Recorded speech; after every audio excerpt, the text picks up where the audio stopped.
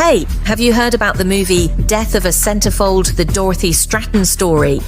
It's this intense drama that aired back in 1981 on NBC, capturing the heartbreaking tale of Dorothy Stratten.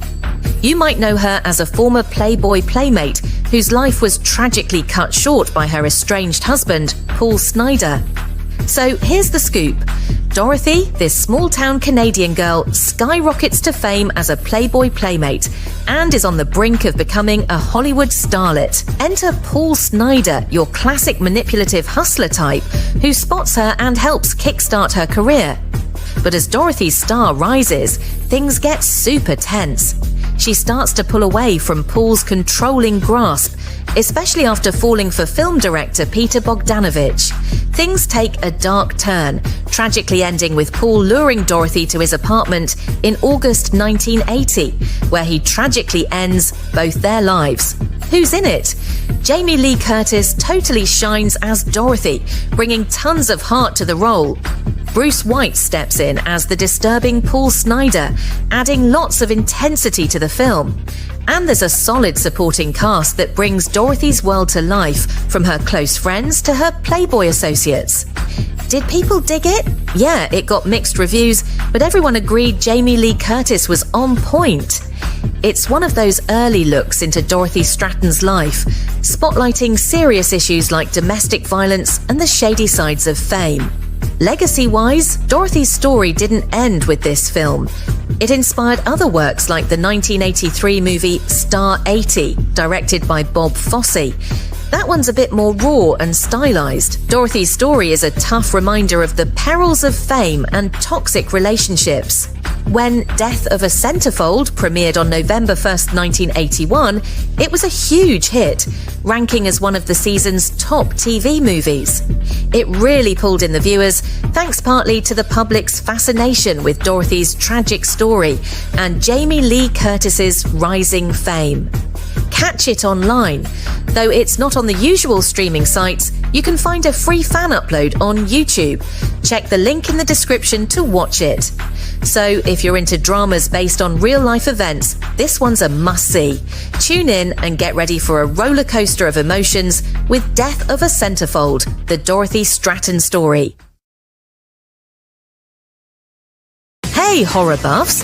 Have you checked out The Prowler yet? Also known as Rosemary's Killer, this gnarly slasher flick from 1981 is a total cult classic. Directed by Joseph Zito, it's packed with suspense, super gory effects, and all those beloved slasher staples that get your heart racing. Here's the scoop. It's 1945, post-World War II, and a heartbroken soldier comes home to find his girl, Rosemary, has dumped him. Bummer, right? Well, he snaps and takes out Rosemary and her new beau at a graduation dance. Fast forward to 1980 in the same New Jersey town, and they're throwing their first graduation dance since that bloodbath. But guess what? Our killer's back, decked out in World War II gear and swinging a pitchfork, picking off students left and right. It's up to Pam McDonald, our fearless protagonist played by Vicky Dawson, and Deputy Sheriff Mark London, portrayed by Christopher Gautman, to crack this case before they end up on the wrong end of that pitchfork. Stuff we love about this movie. Tom Savini's special effects. This dude's a legend. His work here is gruesomely fantastic. Perfect for those who dig the effects in classics like Friday the 13th. That spooky atmosphere. The film's got this moody vibe with some seriously eerie settings. It's old school horror at its best. The themes, we're talking jealousy, trauma and revenge. Plus, it's a killer mystery wrapped in a slasher. Perfect combo. Though it kind of flew under the radar at its release, The Prowler has since carved out its niche among hardcore slasher fans thanks to those mind-blowing practical effects and killer storyline. It's on par with faves like My Bloody Valentine and The Burning. Mark your calendars, The Prowler hit theatres back on November 6th, 1981, and managed to scrape by, earning just enough to cover its production costs. Nowadays, it's got a solid following and scores a decent 75% on Rotten Tomatoes, with a 5.9 out of 10 on IMDb from fans. Craving a slash from the past? You can stream The Prowler for free on the Tubi app right now. Check it out and see what the fuss is all about. Hey movie buffs, have you ever heard about the 1981 romantic drama, Fantasies? It's directed by John Derek and stars his then wife, Bo Derek. Now, get this, they actually shot the movie back in '73, but it didn't hit the screens till '81 because of all these production and distribution headaches. So what's the scoop on the plot? It's a breezy story about two childhood pals, Anastasia and Damir, chilling on a stunning Greek island. Played by Bo Derek and Peter Hooton, these two go from just friends to starry-eyed lovers. The movie really dives into all that mushy stuff, passion, sensuality, and the ups and downs of love. A bit more juice about the movie. The film is a feast for the eyes with gorgeous scenes of Greece. Seriously, it's like a mini vacay watching it. Directed by John Derek, this flick was a chance to showcase Bo, especially hot off her role in 10. Critics weren't too kind, mainly bashing the plot and dialogue, but hey, some folks loved the visuals. The timing of the 1981 release was all about riding the wave of Bo Derek's skyrocketing fame. But to be honest, it didn't really blow up at the box office or with critics. Now, Fantasies has turned into a kind of hidden gem for Bo Derek fans, or anyone digging into those quirky stories behind old movies. And guess what? The film came out on November 6, 1981, and today it's virtually a forgotten flick with no score on Rotten Tomatoes and just a so-so 5.9 out of 10 on IMDb. Looking to watch it? It's not up on any of the official channels, but you can catch a fan upload on YouTube. Just hit up the link in the description and enjoy this blast from the past. Who knows, you might just fall for its nostalgic charm. Hey, have you ever heard of the film Time Bandits? It's this wild ride from 1981, directed by none other than Terry Gilliam, who teamed up with Michael Palin from Monty Python to write it. It's chock full of quirky humour, some really out-there storytelling, and a bit of a dark twist here and there. Honestly, it's a cult classic and totally shows off Gilliam's unique style. So, what's it all about? Picture this, Kevin, an 11-year-old kid, is hanging out in his room when suddenly 6 dwarfs crash through his wall. No kidding! Turns out these guys have nicked a map from the Supreme Being, yeah, basically God, that shows where to find time holes across the universe. And what do? They start hopping through time, snagging treasures from all over history, with Kevin in tow. They bump into some pretty iconic figures along the way, like Napoleon Bonaparte, played by Ian Holm, Robin Hood, with John Cleese cracking jokes, and even King Agamemnon, portrayed by none other than Sean Connery. But it's not all smooth sailing. The Supreme Being's on their tail to get his map back, and they've also got the evil genius, who's got his own wicked plans for the map, hot on their heels. The film's got a bit of everything: adventure, laughs, and even some deep questions about life and morality. It kind of flips between being super whimsical and unexpectedly dark, a classic Gilliam touch. Want to know who's who in the zoo? Craig Warnock stars as Kevin, and there's a bunch of great actors playing the dwarfs, including David Rappaport and Kenny Baker. Ralph Richardson steps in as the Supreme Being, and look out for some hilarious scenes with Michael Palin and Shelley Duvall. When it hit the theatres, critics were all over its creativity and bold style. It made a decent splash at the box office and has been a favourite for loads of folks ever since. It's not just your typical family movie, there's something in it for everyone, with a twist of historical satire and fantasy. Oh, and get this, Terry Gilliam called it the first in his trilogy of imagination, which also includes Brazil and the adventures of Baron Munchausen. And about Sean Connery's cameo? Gilliam originally joked in the script about needing Sean Connery or someone cheaper but just as good, and then Connery himself signed on. How cool is that? If quirky films with stunning visuals and a rich mix of humour and thought-provoking themes are your thing, Time Bandits is a must-see. It dropped back in '81 and raked in over $42 million on a $5 million budget. Even today, it's a hit with critics, rocking a 92% on Rotten Tomatoes and scoring 6.1 out of 10 on IMDb. Curious? You can stream Time Bandits on HBO Max. Check it out and dive into a real blast from the past. Hey movie buffs, let's take a stroll down memory lane to 1981 with Porky's, the film that turned heads and split sides as it danced its way into comedy history. Set smack in the middle of 1954 Florida, Porky's takes you on a wild ride with Pee Wee Morris and his high school buddies. These guys are on a mission to lose their virginity. So where do they head? To the infamous strip club Porky's, of course. But when club owner Porky Wallace plays them for fools, the gang doesn't just get mad, they get even. What follows is a hilarious vendetta filled with crazy pranks and uproarious shenanigans, all wrapped up in the sweet, sometimes awkward moments of growing up. Meet the cast that made this movie a hit.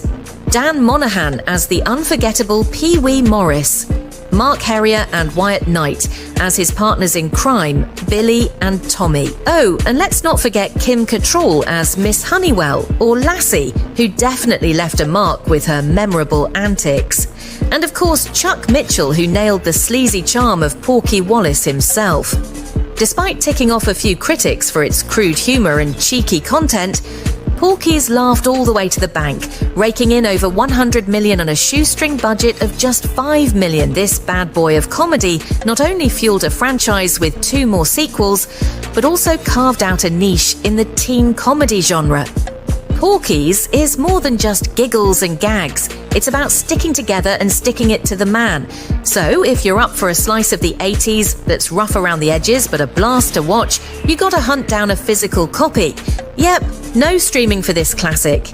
Grab your popcorn and get ready for a good time with Porky's. Trust us, it's worth the effort. Hey movie buffs, ever heard about the wild ride of The Pursuit of D.B Cooper? It's an adventure comedy flick from 1981 that dives into the legendary story of D.B Cooper, the mysterious hijacker who jumped out of a plane with $200,000 back in '71 and just vanished into thin air. The movie is a fun spin-off from the book Free Fall by J.D. Reed, imagining what might have happened to the infamous skyjacker. Here's the scoop.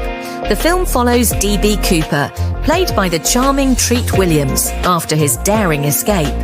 He's on the run, trying to live it up with his stolen loot, while Robert Duvall, playing the relentless insurance investigator Bill Gruen, is hot on his trail. Throw in Cooper's wife, brought to life by Catherine Harold, and you've got yourself a mix of thrills and laughs as they all get tangled in this chase. It's packed with action and sprinkled with comedy, making it a lighter take on such a mysterious real-life event. Critics had a mixed bag of feelings about it when it hit the screens. They loved the concept, but weren't too thrilled about how it was all put together. Now, it didn't exactly light up the box office either, hauling in less than $4 million on a $14 million budget.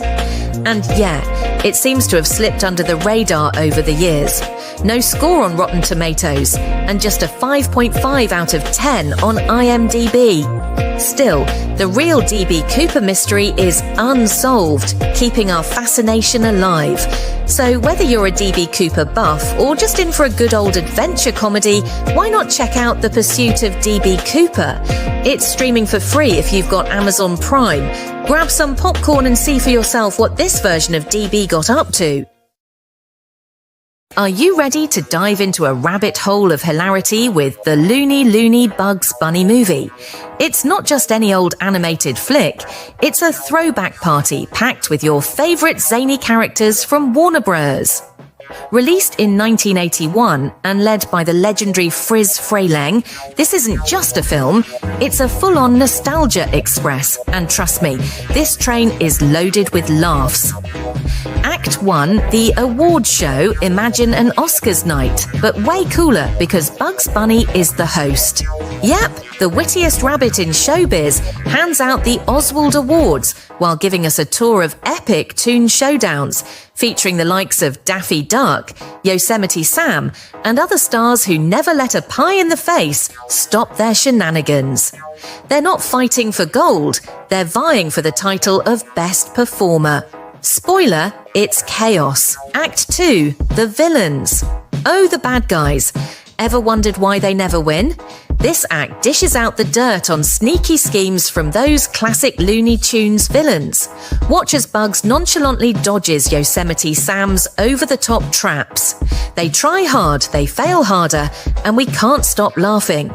Even the villains deserve applause for their persistence. Act 3, the Wild West grab your cowboy hats. Bugs and Yosemite Sam are wrangling laughs in the Wild West. It's gunslinging, dynamite exploding fun that proves the Old West was wild, but Bugs is wilder. What's special about this movie? It's a mixtape of legendary Looney Tunes hits like Nighty Night Bugs and High Diving Hair, all stitched together with brand new animations that keep the chuckles coming. It's like your favourite playlist, but with more rabbit. Critics say it's a blast from the past that still slaps today. With a nostalgic flair and rib-tickling humour, this movie scored a cool 7.1 on IMDb. Not too shabby for a bunch of Looney Tunes. Friz Freleng, the man, the myth, the animation legend, went all out in one of his final films, making this a must-watch for any Looney Tunes fanatic or anyone who needs a good old-fashioned belly laugh. Mark your calendars, or just don't, because it's already out. The Looney Bugs Bunny movie dropped back in '81, and yes, it's still rocking the laugh charts. Find it on Google Play and let the Toon Fest begin. Don't miss out, or you'll be as loony as they are. Hey movie buffs, let's take a throwback to 1981 with the film Ragtime, directed by the legendary Milos Forman. It's all about mixing real-life icons and fictional folks in a tale of music, mayhem, and major social issues, all set to the jazzy beats of the early 20th century. So what's the scoop? Picture this, New York City, early 1900s. We've got a posh white family whose world collides with Coalhouse Walker Jr., a super talented African-American pianist. Things get real when Coalhouse faces a nasty racist attack that totally derails his life. His fight for justice turns into a full-blown battle against the era's ugly racism, leading to some intense showdowns. But wait, there's more. You'll also get a peek at some actual historical celebs, like the daring anarchist Emma Goldman, the magical Harry Houdini, and Evelyn Nesbit. Yeah, the famous socialite caught up in a murder trial that shook the nation. Who's in it? Well, we've got the one and only James Cagney lighting up the screen as Police Commissioner Waldo in his final role. Yep, after chilling for 20 years, he's back. Plus, Howard E. Rollins Jr. shines as Coalhouse. And let's not forget Elizabeth McGovern as the scandalous Evelyn Nesbit. The big themes? We're talking heavy stuff like racism, justice, and the chasm between the rich and the poor. And, of course, it's all spiced up with real historical drama from the Ragtime era. Critics were all over it for its bold storytelling and historical richness. Howard E. Rollins Jr. totally rocked his role, and everyone cheered James Cagney's comeback. Although it didn't bag any Oscars, despite its 8 nominations, it still got that special something. Yeah, it wasn't a blockbuster hit right out of the gate, banking $21 million on a $32 million budget, and the critics on Rotten Tomatoes give it a 64% score. But hey, it's got a solid 7.3 on IMDb and has found its groove over time. Feel like a movie night? Grab Ragtime on streaming rental services like Google Play. It's a deep dive into a pivotal time with a stellar cast. Totally worth it. Hey, have you caught Whose Life Is It Anyway? From 1981. It's a drama flick directed by John Badham, inspired by Brian Clark's stuff from the 70s. Dive deep into questions about who gets to call the shots in your life, what really makes life worth living, and the tough calls on the right to die. So here's the scoop. The film follows Ken Harrison, played by the incredible Richard Dreyfuss. He's a super talented sculptor who's lived through a nightmare car crash that left him paralyzed. Even with the best medical care, Ken's having a rough time dealing with all the physical and emotional hurdles. Ken's stuck in a hospital where he clicks with some of the staff, but seriously clashes with others, especially those who can't get why he might not want to keep living this way. He's super strong-willed about wanting to end his life on his own terms, and this kicks off a massive legal showdown. Picture this: intense courtroom drama with Ken going head-to-head against his doctor, Dr. Emerson, played by John Cassavetes, who's all about saving lives no matter what. Casting highlights for you: Richard Dreyfuss knocks it out as Ken, John Cassavetes steps in as Dr. Emerson, Christine Lahti, Bob Balaban, and Kenneth Macmillan also light up the screen. And it gets real with themes like the clash between what doctors think is best and what a patient wants, how much quality of life really matters, the heavy emotional stuff that comes with serious disabilities. Although it didn't exactly kill it at the box office, pulling in just over $6 million on an $11 million budget, critics and folks on IMDb, score 7/10, still hold it in high regard for tackling such tough topics with heart. Whose life is it anyway? Hit the screens back on November 20th, 1981, and today you can stream it on places like Google Play. Definitely worth a watch if you're in the mood for something deep and stirring.